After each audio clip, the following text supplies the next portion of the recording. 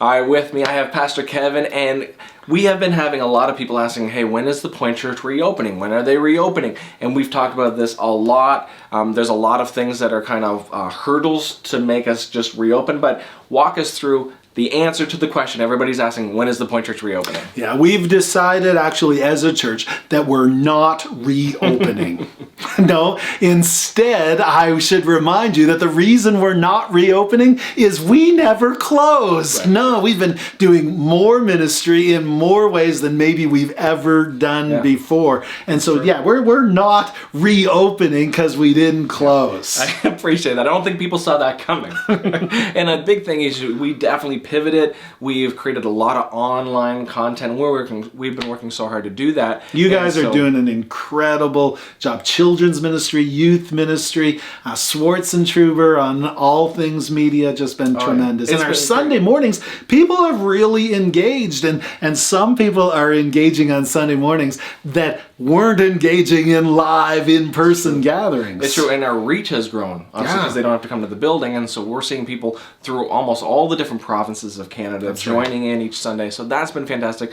But as I think what people are looking for is that connection and that community, but in order to properly build that connection community they're looking for, we know there's some hurdles we want to get through, so just help me walk us through what those hurdles would be. That's right. Although we're not in a hurry for in-person gatherings, we do know we were built for relationship. We were built for connection. And so we want to be able to gather again. But in order to do that, the first hurdle is we've got to be allowed to. We've got to have the government's got to say the government has to give us permission. And 50 people with social distancing, well, that's not really going to help us too much because how do you choose who gets to come and who doesn't? But anyway, the first thing is really just the government. But the second thing is, even if the government says, yeah, you can restart and we can get the economy going again and all that kind of stuff, it's got to be safe. And so out of an abundance of safety and precaution,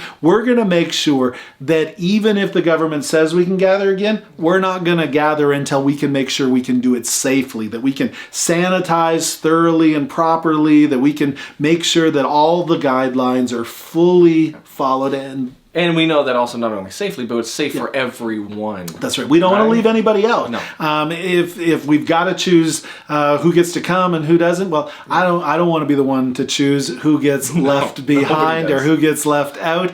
And really, isn't it kind of exciting that we're too big to gather traditionally and come back? So when people say to you, oh, when's your church starting up again? Well, first of all, we never stopped. And secondly, well, we're too big for 50 people to help us too much. We want to make sure that we follow the government's guidelines. We want to make sure it's safe. And the third thing, Jeff, as you know, people love the Point Church, and they love the Point Church experience. Yeah. Until we can give them a good quality experience and have things come back to something to come back to. Like right now, people are saying, when can we come back? Well, if we were to come back, you'd come back to a room in Miramichi of 400 people with only 50 people sitting in the room, possibly with face masks on, social distancing, sitting, in bubbles and apart from each other. It just wouldn't be what we think we want to come back to. So and I think that's the thing, that people have this idea of what it's going to be, and then when they come back, it's like, well, that's not what I wanted.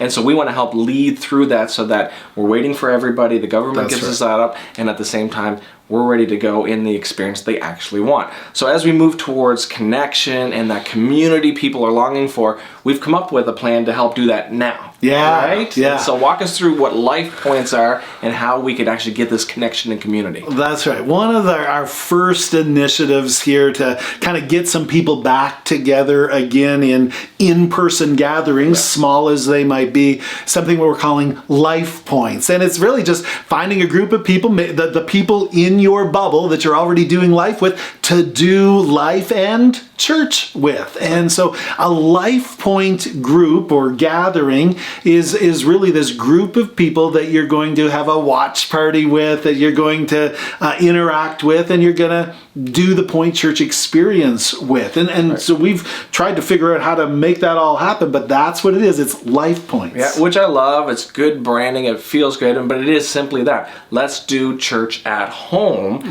with the people that you normally connect with, those friends and those families. And so we are actually transforming and relooking at reimagining, if you will, the whole church service experience. Instead of taking what we know that you've experienced, we're just recrafting the whole thing that it feels right in the home. That's right. And it's somewhat flexible, right?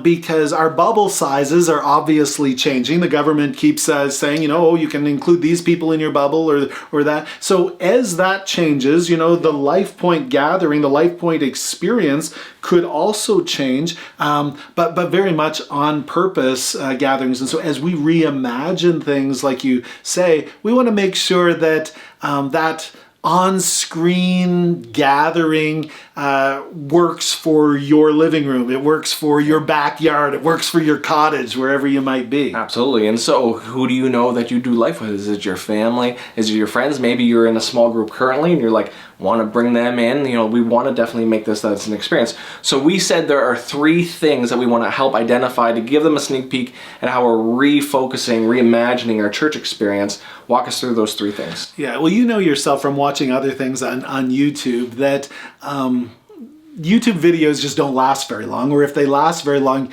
you click off and move on to something else. Same thing with Facebook videos, right? And so what we've said is we want to make sure that we do church and that we do it in shorter segments, right? And so that could mean a whole bunch of segments. We're still going to present a clear message, but we're going to make sure that we make the message fit the medium. Yeah, our approach is coming differently. That's right. The message never really changes. The methods have got to change. Absolutely. And if you're watching on YouTube or on Facebook, well, then we want to make sure that our methods fit. And so what we're going to do is we're going to make sure that those segments are shorter. And not only that, we want to create memorable moments. Some of those will happen in shorter segments. So for instance, in the summertime, we often have served, special little drinks at coffee time and that kind of stuff. Well, we want to share with you some of those recipes real quick, but then point that toward the message of the day.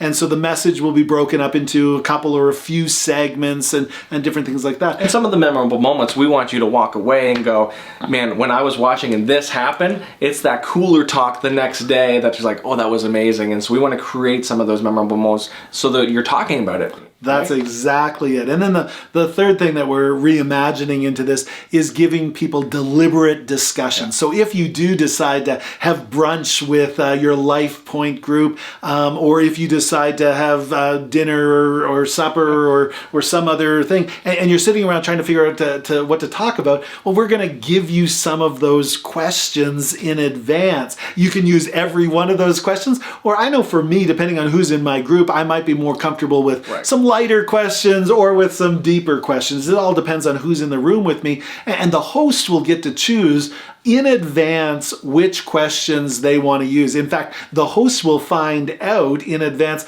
what we're speaking about, what the segments are. They'll see an order of service that everybody else won't see, so that there's no surprises, so that you make sure the right people are in the room at the right time. Absolutely. And we know that as we move in this direction, and I know there's people right now that are saying, that interests me, I would love to host. And so that's why we want to invite you to reach out to us so that we can talk through that and prep you so that we can really launch these well for our summer series. That's right. I'm praying, I'm hoping for 25 homes that will host LifePoint groups. I mean, lots of people will still continue to join us online every Sunday morning, and we'll have that all happen for the summer series. But this on June 28th is a new beginning, a new start, a fresh opportunity for us to reach the people that truly are closest to us. In our neighborhoods. That maybe never ever wanted to come to a building with us, but would come to our backyard or would come to a barbecue or something.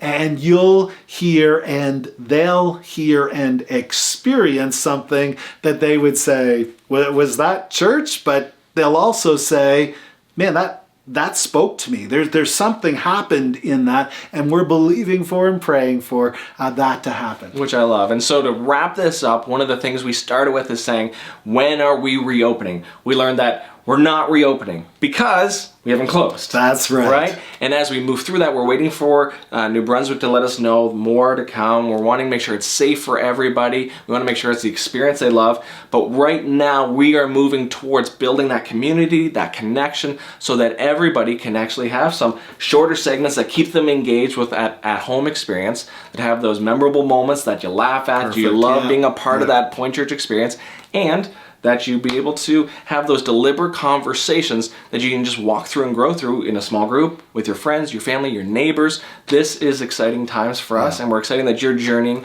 with us. So thanks for tuning in to this conversation. Thank you.